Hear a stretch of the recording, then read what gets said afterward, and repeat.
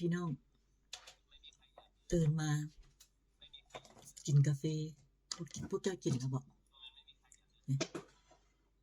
กาแฟจอกหนึ่งซาลาเปา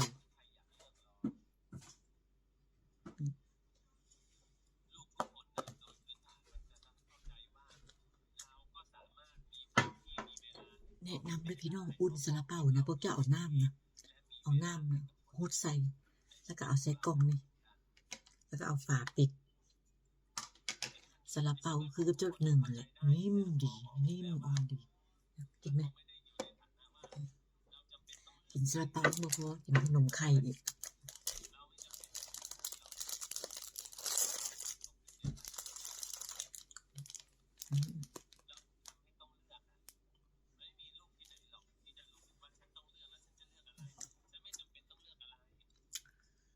กินไหม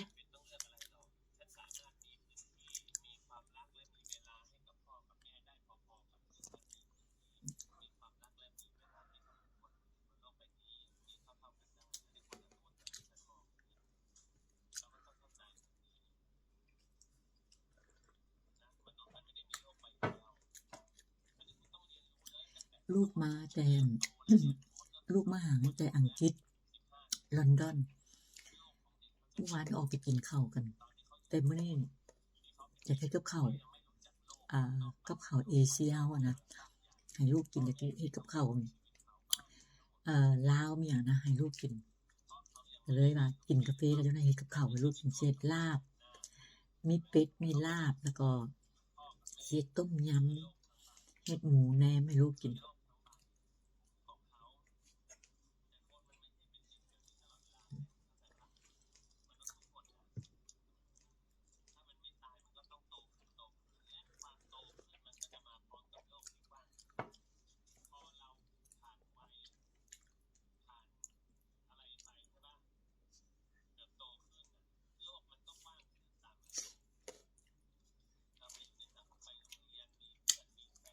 ต้องบีบก้อนซี่มันแม่มันเละๆใช่ไหมแป้งมันจะกินจะแป้งแล้วมันกินจิ้มตำแล้ว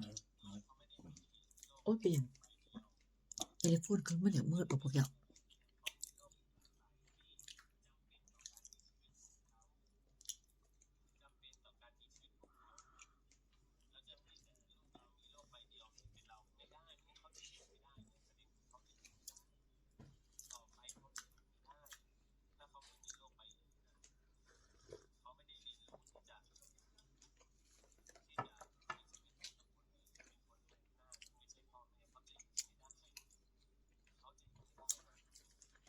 ก็คอยซื้อบัวละพามาปลูกนะที่ว่าคิดที่ว่าขอให้พวกเจ้าเบิ่งนะปาดที่มันแตกเป็นบางงามจนก็ออกไปพวกเจ้าเบิ่งงาม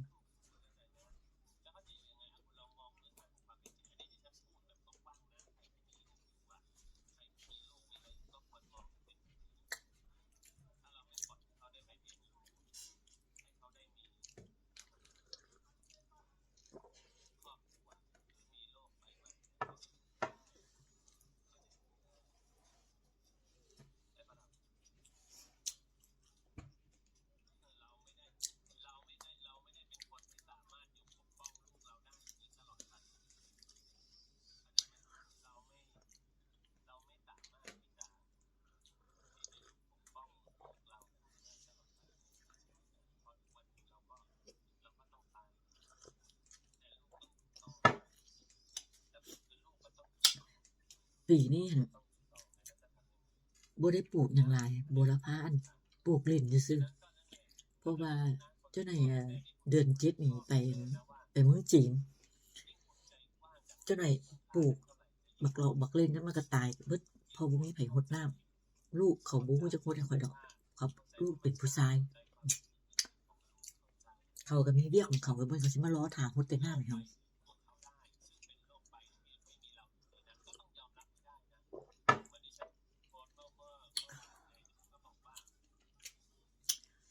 ข้อยนี่กินกาแฟมื้อหนึ่ง5-6จอกพี่น้อง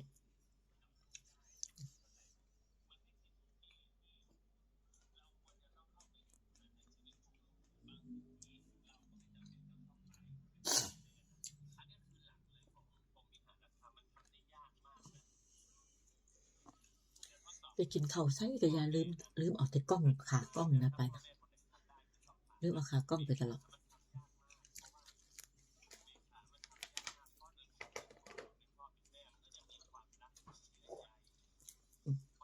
เจ้าหน่อยข้อยพาพวกเจ้าไปเบิ่งผักเนาะพี่น้องเมียนั่งกินกาแฟผัวล้างถ้วย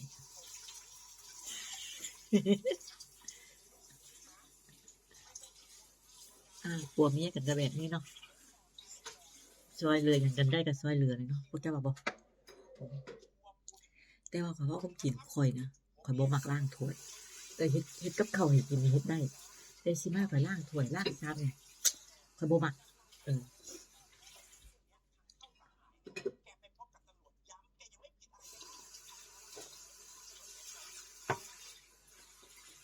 ข้อยบ่มักล้างถ้วยบ่มักรีดเครื่องข้อยใส่ที่ว่าเครื่องข้อยใส่นะข้อยซักมาละผัวข้อยเลากู้ไปแล้วก็รีดให้ข้อยรีดเนี่ยข้อยรีดบ่เป็นอืม